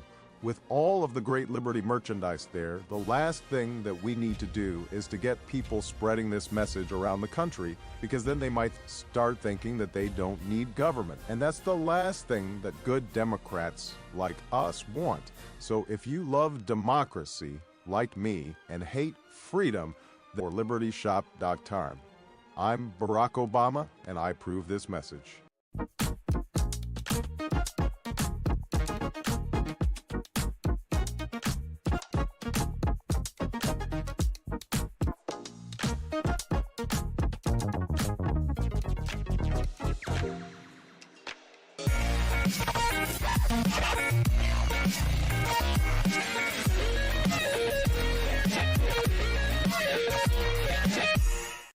I was adopted. My new parents opened their hearts and home to me. My parents cook my favorite breakfast for me every morning. My parents take me on trips I never thought I would go on. They gave me a home and an even better reason to use that suitcase. My parents aren't perfect, but they're perfect for me.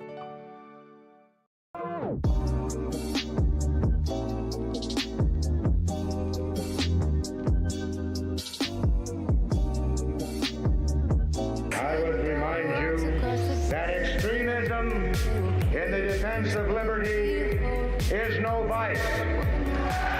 It is better to settle these matters in the courts than on the streets, and new laws are needed at every level. But law alone cannot make men see right.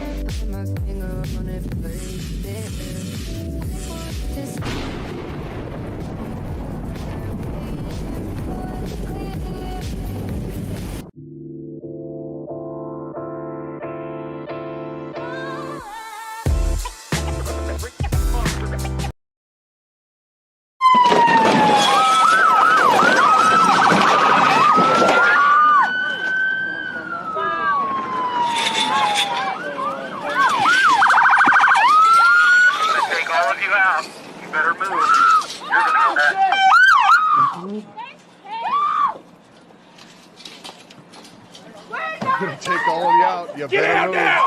Get out! Give me your last name and date. So who's threatening to get the gun? No one has a gun. No one has a gun. We have no weapons at all. Officer, will you tell me where We're environmental protesters. Please. Trespassing on tribal land. Stop resisting! Stop resisting! Please! Oh my God! What the fuck? Our friend is getting fucking hurt! She was just standing here. What the fuck? Girl. From another angle.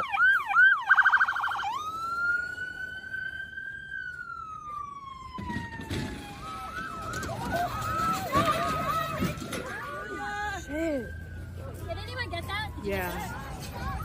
Oh. Damn, girl.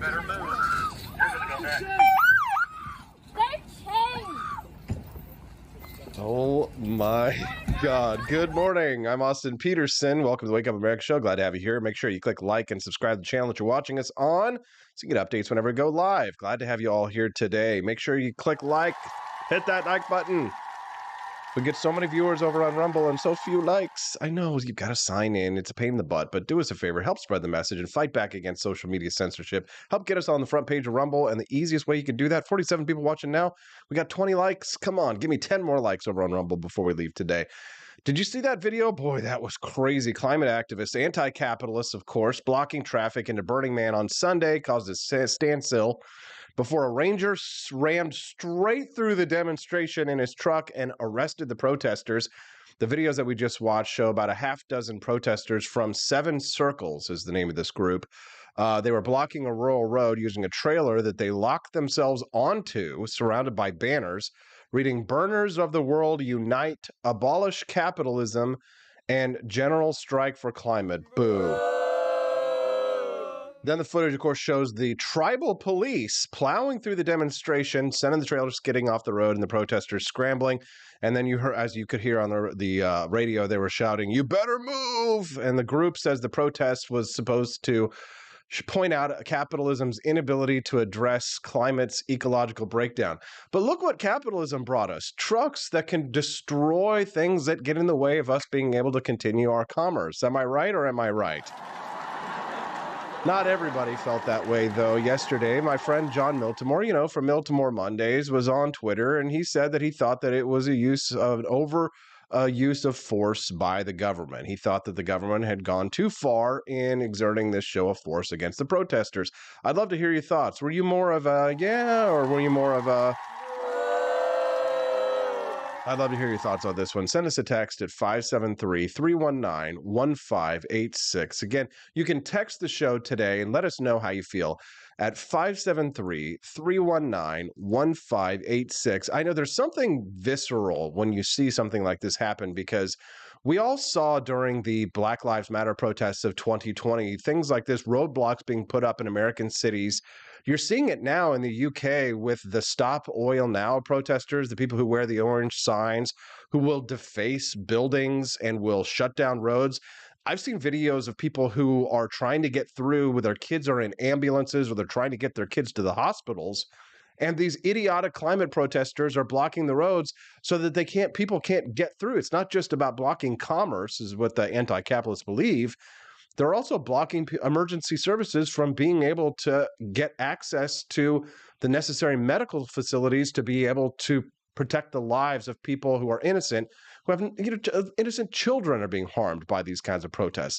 So there's definitely something visceral that I feel when you see something like this that's sort of, yeah, good. I'm glad to see it. I mean, I definitely reveled in it and enjoy it on a visceral level, but I wonder if after a few days, if I thought about it, if perhaps it wasn't too much of a show of force. However, there's another irony on top of the fact that the people who are arresting them and who are crushing their protest are Native Americans. These are tribal police who are doing this. It's not as if it's like, Baltimore cops or something like that, or NYPD. We're talking about Native Americans crushing anti-capitalist protesters who are supposed to be in favor of the environment, but who made quite a mess in this video. Let's watch it again.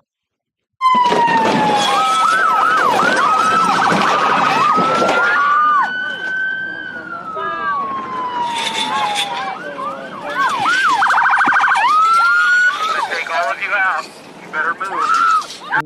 Jeez, doesn't that sound like a movie? I'm gonna take all of you out. You better move.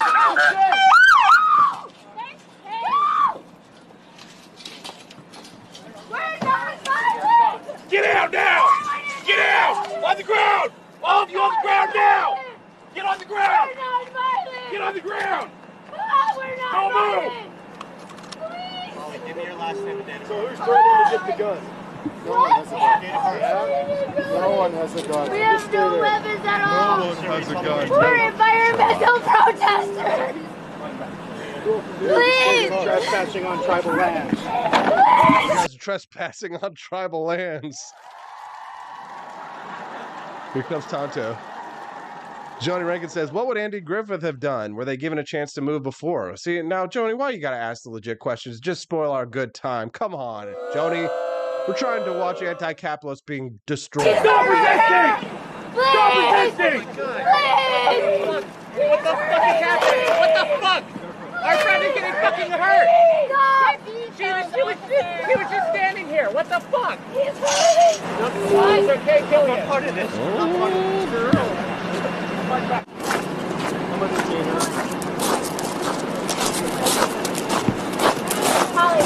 Holly, look at me. With your vehicle. Squanto crushed your ass. So, look at the mess that they left on the side of the road. All those Native American tears.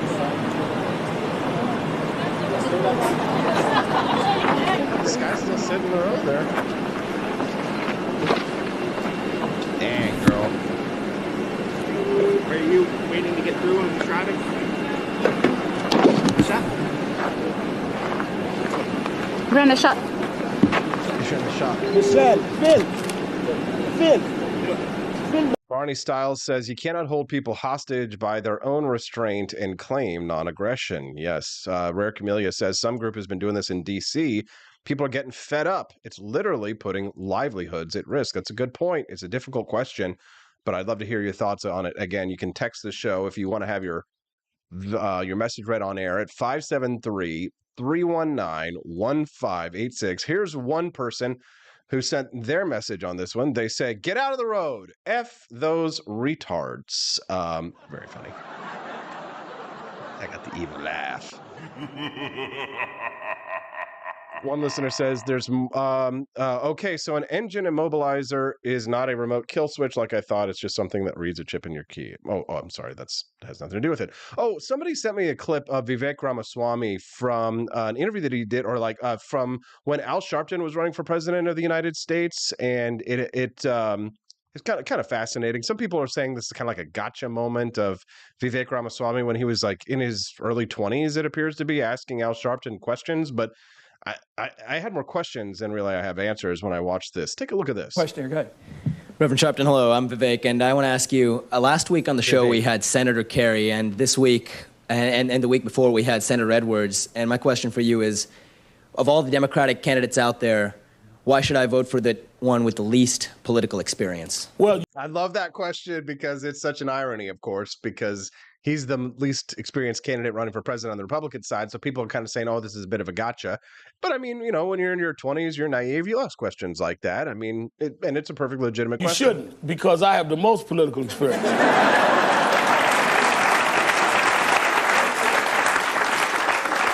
I got involved in the political. It's funny they try and play gotcha on politicians for different things like these, but he's asking a good question. He's participating in the political debate, and then he went off and he made millions of dollars and became, I think he's a billionaire now at this point, and came back and decided he's a Republican. Vivek seems to be the type of person who's learned his lessons, and honestly, I think that he's made a really good name for himself in the Republican primary, especially in the debate. This video that I played a little bit earlier, if you missed it, was just outstanding from the Vivek Ramaswamy campaign. At least it made me belly laugh, and it probably will for you too. Take a look and a listen. The political savannah, a harsh and unpredictable terrain where only the fittest survive. Tonight we observe a rare spectacle, the great GOP debate. From a vantage point, we spot two seasoned predators, Pence and Christie, trying to strike at the newcomer, Vivek Ramaswamy. But this is no ordinary prey. With the audacity of a lion, young Ramaswamy fearlessly approaches the elders of this domain. Each step is not merely to exist, but to leave an impression. It's a bold strategy, an attempt to establish dominance early on. But Ramaswamy stands firm, unafraid to carve his own path. If you have a broken car, you don't turn over the keys to the people who broke it again. The seasoned hunters, sensing a rising challenger, focus their energies on Ramaswamy. But the young lion... that gulp? Did you see that gulp by DeSantis? I know that I'm like too small on the screen. There we go. Like, hello. Let's see. Here, hello. Oh, covering up my face. These are what happens when you don't have a producer. You do the best you can with the technology you got. The Gulp by DeSantis, I thought was pretty good. Like, let's go pull that back for just a second. Approaches the elders of this domain.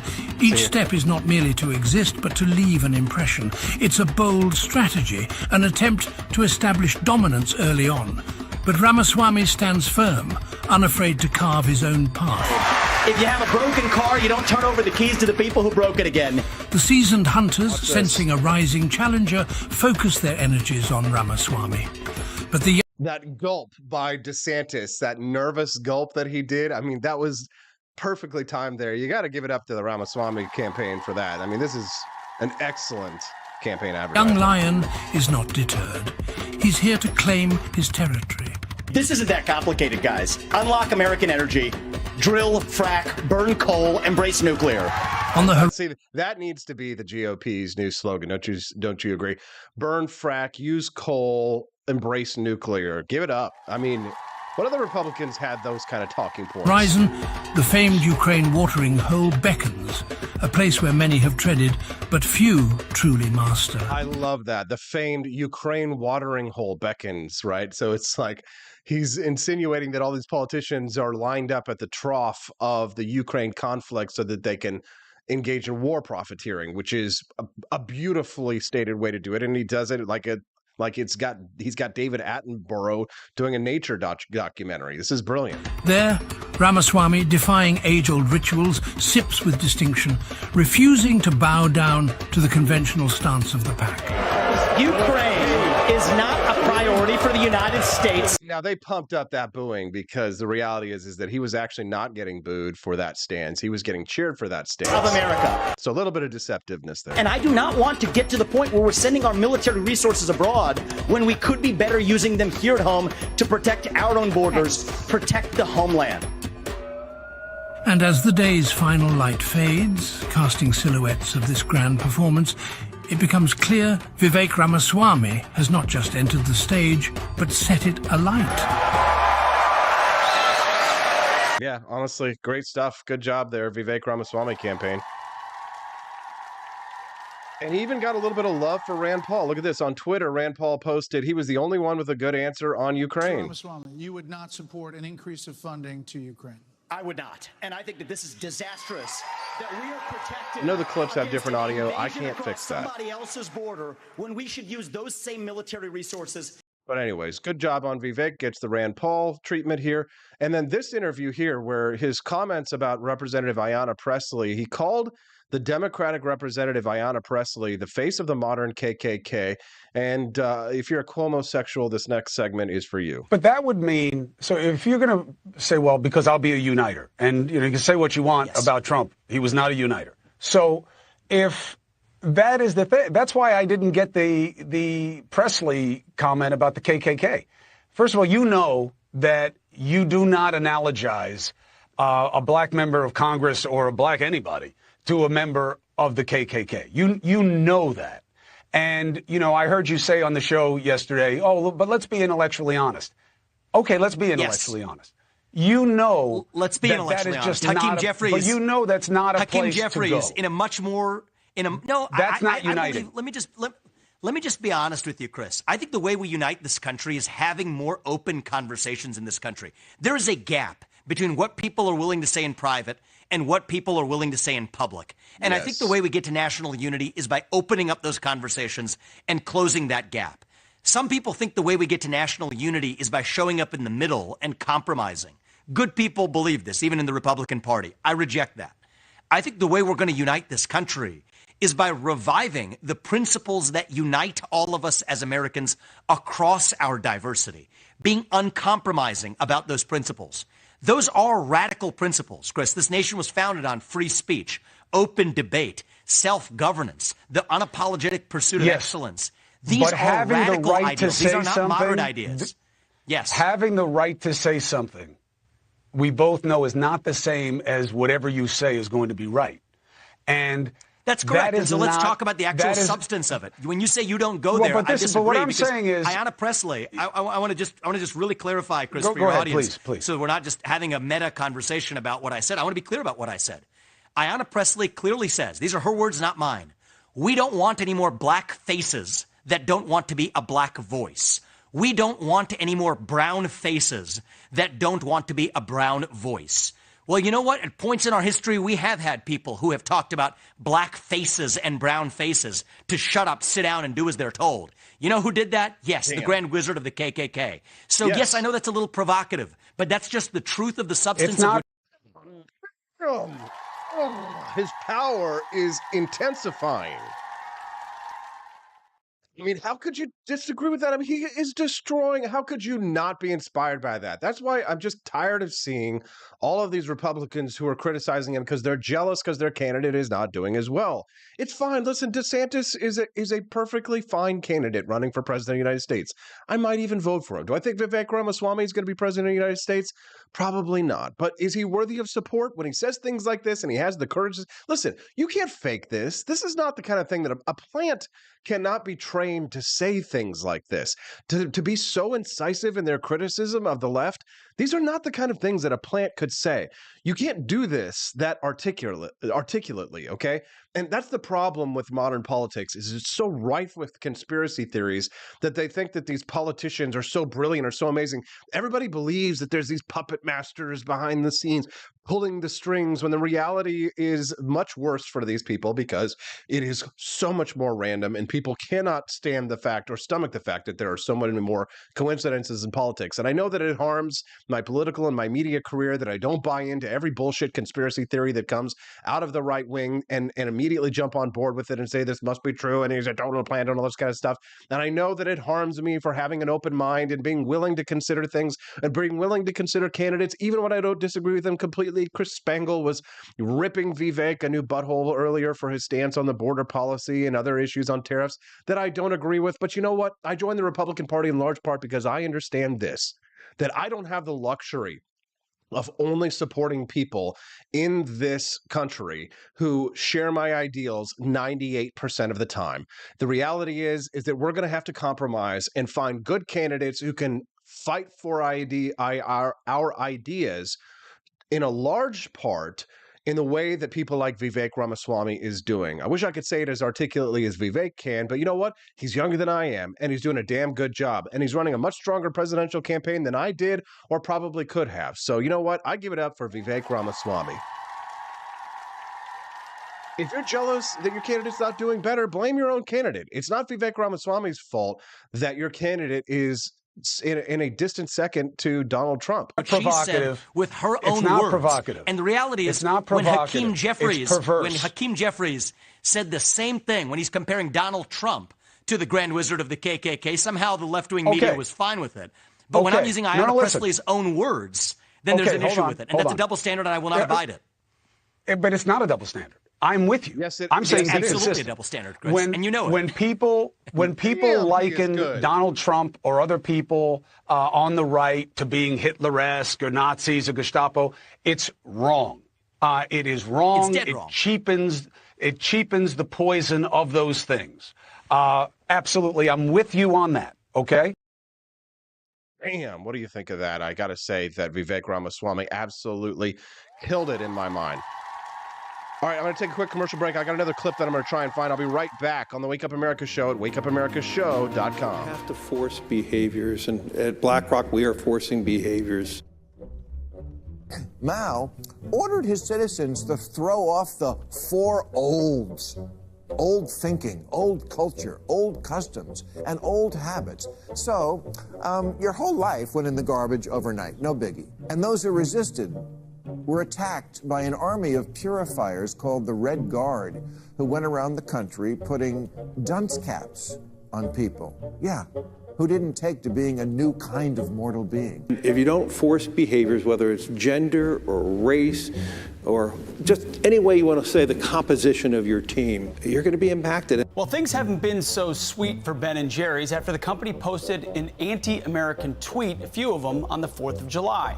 The ice cream makers declared the United States was founded on stolen indigenous land. Well, someone should tell Target that, because they're now selling swimsuits with tuckums in the women's section of the store.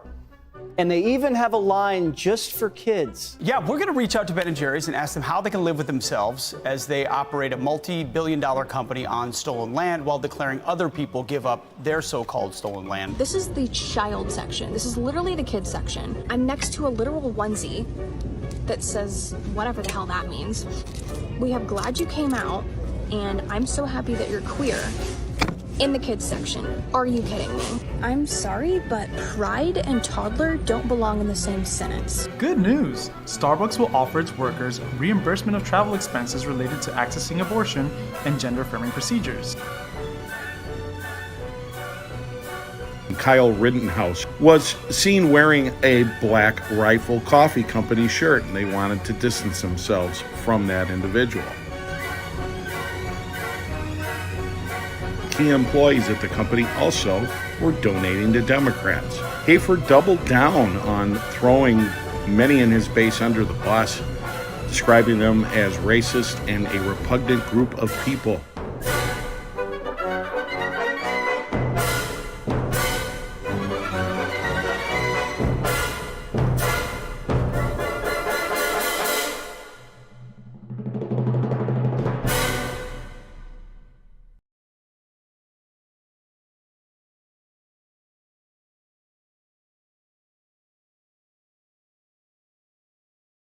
All right, so I just had to find this clip for you. One last thing before we let you go. So this is how why conspiracy theories, of course, flourish, because in that same interview that I played for you earlier, where Vivek Ramaswamy was asking Al Sharpton about why he should vote for him with no political experience, another young face was at that forum and debate, making me think possible PSYOP. Congressman, why are you the only presidential candidate not attending tomorrow's youth-oriented Rock the Vote forum? And do you think young people's votes matter in your campaign?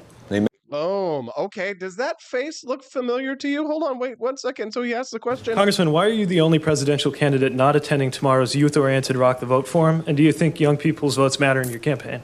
They matter. Wait a minute. Hold on 1 second. Right there. That face looks quite familiar. Who is that? It is a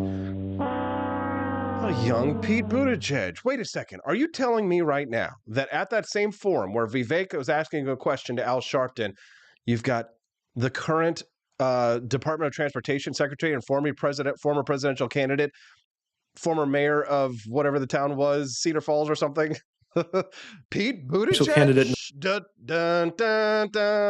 not attending tomorrow's youth-oriented Rock the Vote forum? And do you think young people's votes matter in your...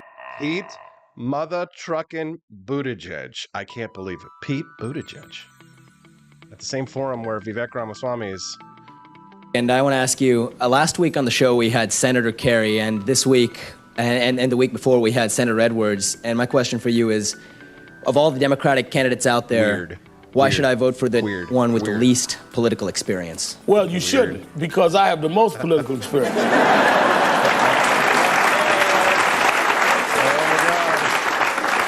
I got involved in the political There movement. you go. Thanks so much for tuning into the Wake Up America show. Don't forget, if you haven't seen it already, that we have got a brand new flavor of coffee this week. It's my new favorite. It's absolutely delicious. You must buy some now. You must go to apforlibertyshop.com now that the show is over. Type it in as soon as the show is over. apforlibertyshop.com.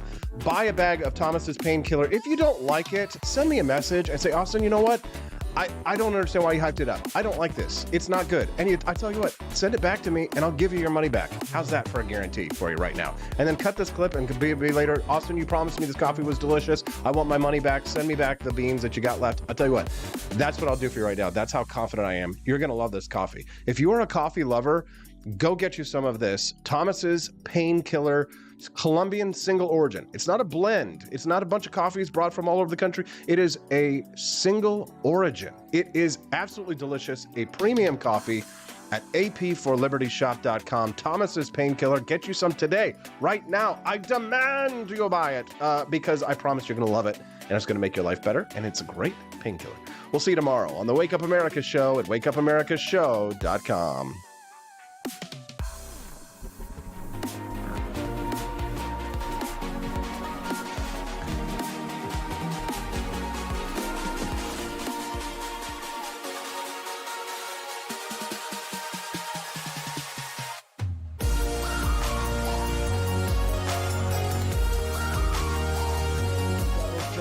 I approve this message. Believe me, Austin Peterson is the best. He's got the greatest Wake Up America show I've ever seen. Whenever I tune in the mornings and watch the live stream, let me tell you, he has got the absolute best content. I love his guests. It's just a total blast to watch, and I highly endorse and recommend the Wake Up America show. It's terrific, believe me.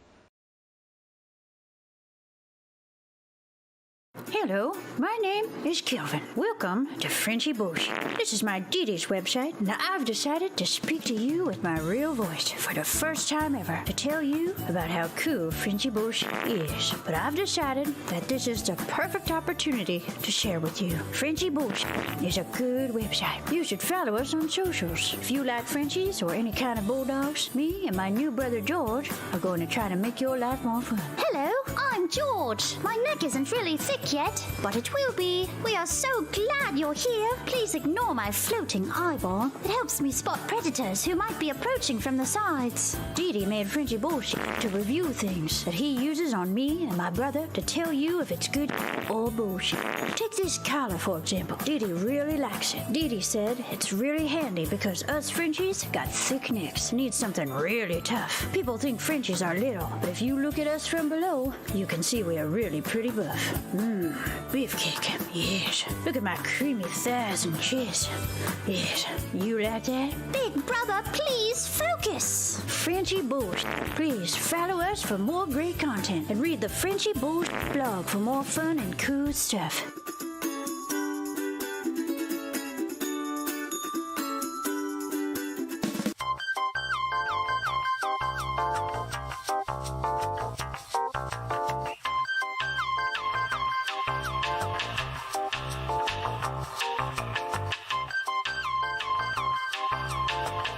I'm a public defender. I am a public defender. I'm proud to be a public defender. 80% of Americans accused of a crime will get appointed a public defender. Everybody from a speeding ticket to capital murder. For every dollar we spend on public defenders, we spend $3 on prosecutors. Public defenders have to do pretty much everything on their own. Social workers, counselors. Investigating is another piece of it. The average public defender holds 300 cases annually. You never feel like there's enough time. Public defenders have health issues all the time. A lot of people give up and say, I can't do this work anymore. Gideon's Promise trains, mentors, and supports public defenders.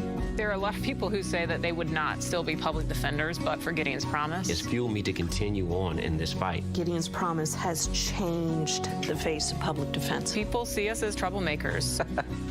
Good trouble only. We don't make it easy. It should not be easy to take away someone's liberty.